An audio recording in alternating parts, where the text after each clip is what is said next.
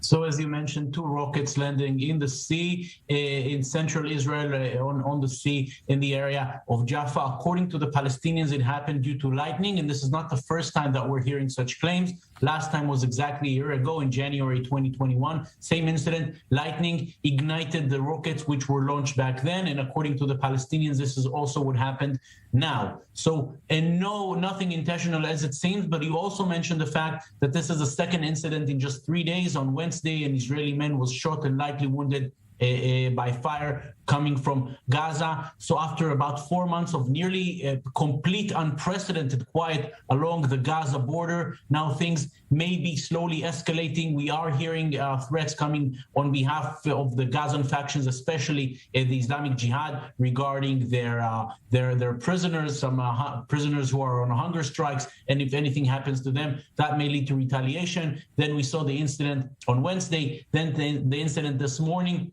Everything indicating that after weeks and months of almost complete quiet along the Gaza border, things now, unfortunately, may be escalating. Right, Jonathan, and as you mentioned, it's not the first time weather has an impact on a rocket being launched. The question is whether it will have an impact on an Israeli reaction, yes or no.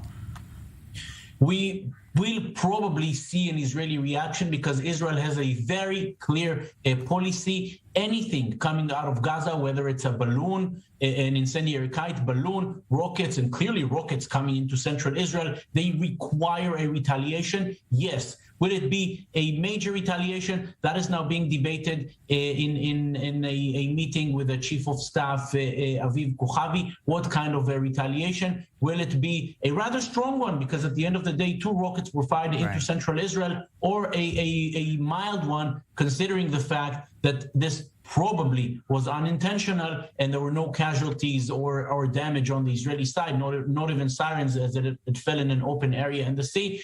Retaliation, most probably yes. What kind of retaliation? That, of course, we'll have to wait and see. I-24 News military correspondent Jonathan Regev staying on top of everything for that matters. Thank you very much for this. Let's turn now to I-24 News correspondent Guy Israel on the political side of things. Guy, Happy New Year. First, some interesting reactions from Israeli politicians already. I'm saying interesting with the lack of a better term to describe that, right? Absolutely, Ali. Happy New Year to you. Not so good, perhaps, over here for residents who do fear what could come next following the launch of this rocket. And yes, we are hearing a first reaction from the Israeli government. In fact, from the Deputy Defense Minister from Blue and White, Alon Schuster. He speaks to Israeli radio this morning, and he's asked about that comment we heard from this anonymous source in Gaza, which claims the rocket launch was the result of weather conditions, perhaps a strike of lightning.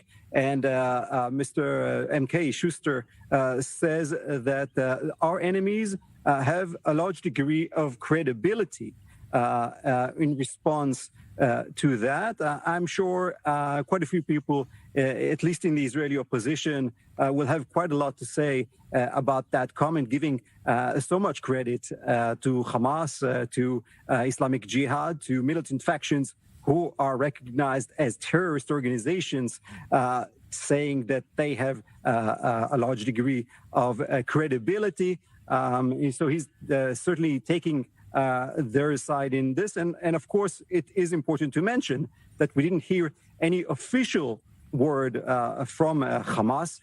This was just an anonymous source that spoke to Palestinian media. So Hamas is definitely still keeping quiet, maybe waiting to see what is the response over here in Israel. And as we heard from Jonathan Regev, the chief of the IDF, Aviv Kochavi, is holding consultations right now to figure out what Israel should be doing next. And guys, speaking of divisive comments or other actions on the level of credibility of the those are sitting on the other side of the table when we're talking about Israeli-Palestinian relations.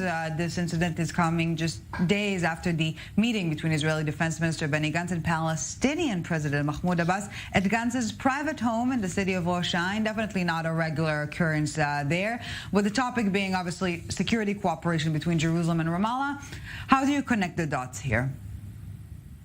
Yes, certainly an unusual location for that meeting, an unusual meeting in general, the second meeting in recent months between the Israeli Defense Minister Gantz and the Palestinian President Mahmoud Abbas. And of course, that meeting is not welcomed, to say the least, by Hamas, calling the meeting with Abbas a meeting with the Israeli war minister.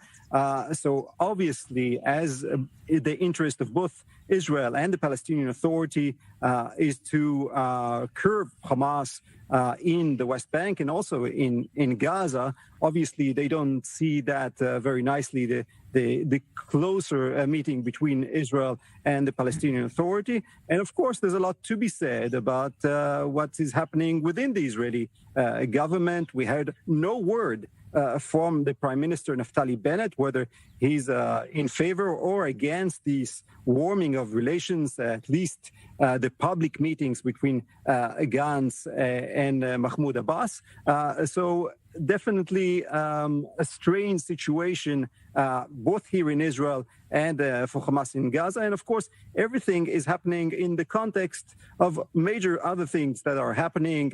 Jonathan mentioned the shooting on the fence on Wednesday. We also have an Islamic Jihad militant who is on a hunger strike, and that was mentioned in that comment by Alon Schuster, that Israel will not give in to any sort of threat in regards to a hunger strike. And above all that, the failure to make a progress in the negotiations about the reconstruction of Gaza, these negotiations that are being negotiated by Egypt between Israel and Hamas. So far, no progress. We've heard of a failure in those talks, also with regards to the prisoner exchange deal, and obviously a lot of tensions in the air.